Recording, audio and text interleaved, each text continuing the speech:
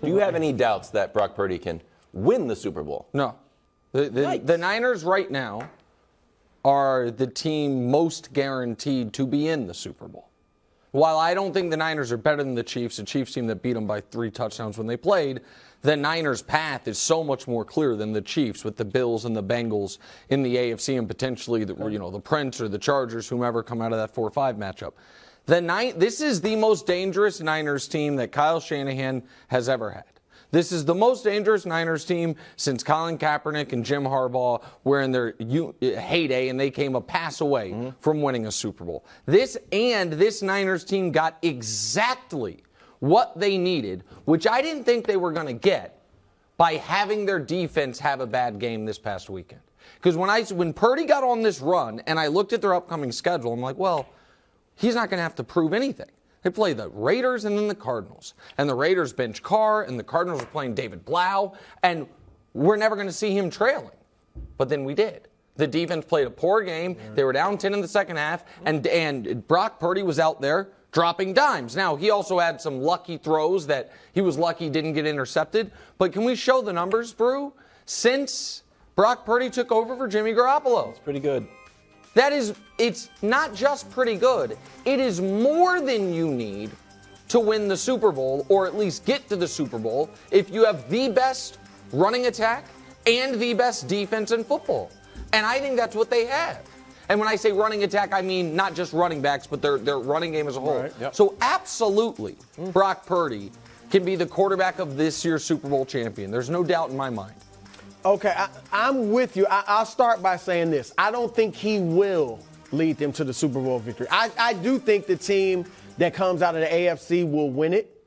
Now, they obviously have a chance, but Kansas City, Buffalo, Cincinnati, sure. I think those are the 3 best teams in football. But, hey, if they get there, they got a shot. With that defense, with those playmakers, they have a shot. Here's the one caveat. And first of all, I don't know how Nick went through like the last decade of 49ers football and didn't mention Jimmy G. No. He mentions Kaepernick and didn't mention Jimmy G. This is a better team. This Niners team is more dangerous than any Jimmy G team ever was. And they got McCaffrey, who's the best running back they've had in a long time. But anyway, agrees with me. Bruce, disagree. Here's the one, but you got to admit, this is the one caveat. How is Brock Purdy going to perform in the playoffs? Well, of course. And that's a legitimate question. We saw Jalen Hurts in his first playoff game play poorly. Kyler Murray. These are all guys obviously with higher ranked than Brock Purdy, and how he did. Lamar Jackson struggled. Even the year he won MVP, had 2 interceptions in the playoff game, I believe it was. And Jimmy G, I'm not even trying to be funny. All right. Okay. Jimmy G, if you look at his numbers, Nick, in the regular season, the 2 years they went to the NFC title game versus the playoffs.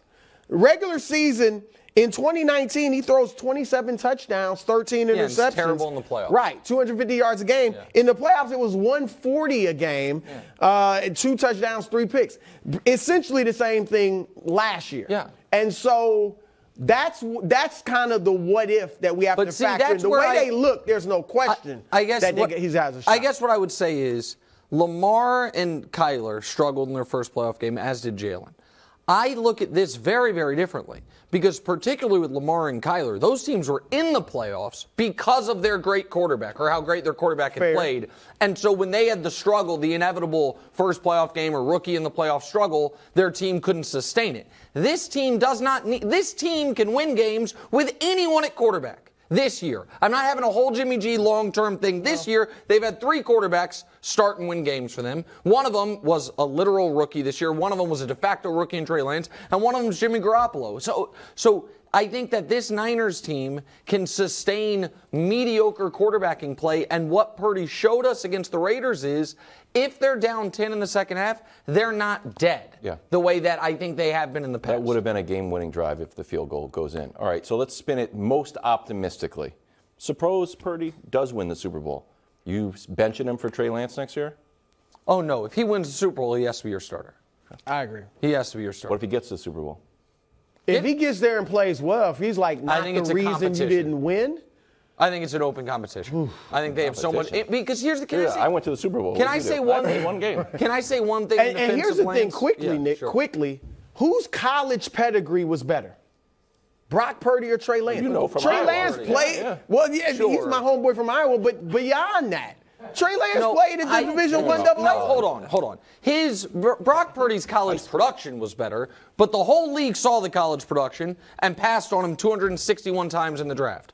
The whole league saw Trey Lance, and everyone agreed he was going to go somewhere in the first round. Now, he wasn't necessarily always going to go number 3. The Niners jumped up to get him. But he didn't face the competition. I understand, but coming into the league, Trey Lance was considered a blue-chip prospect, and Brock Purdy was considered a guy who might go undrafted. Yeah, so was Zach Wilson, but Yeah. Fair. It's true. Fair. Same draft. I'm trying to ride for Zach That was Wilson. but it's coaching. been a little rough. Oh, thank you. Yeah. You said that was I rarely say that.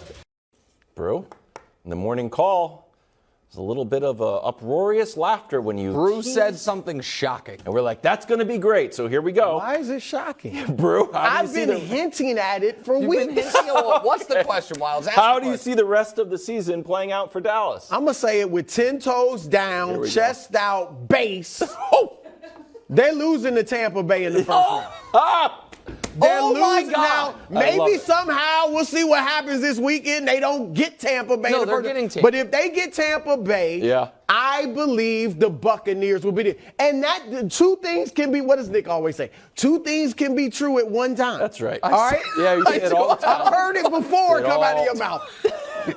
This doesn't mean, I'm believing in Tom Brady. It I does. like Tom Brady. No, it That's does. not how he When uses it. Tom Brady doesn't play to get to the second round. Tom Brady doesn't play to get to You are the picking NFC title the game. Tampa Bay Bucks to beat a 12 or 13 win team in If the I was playoffs. picking them over the Vikings, which I think most of us would you think, you really believe in the I Bucs? would think that you shouldn't have spent the last month telling me Tampa's dead if you are saying they're in round 2. I've been saying the same thing about the Cowboys. Well- Either way I went on this, it No, would have been, no. you would have did right. the same They thing. play their F game, and he believes in Brady.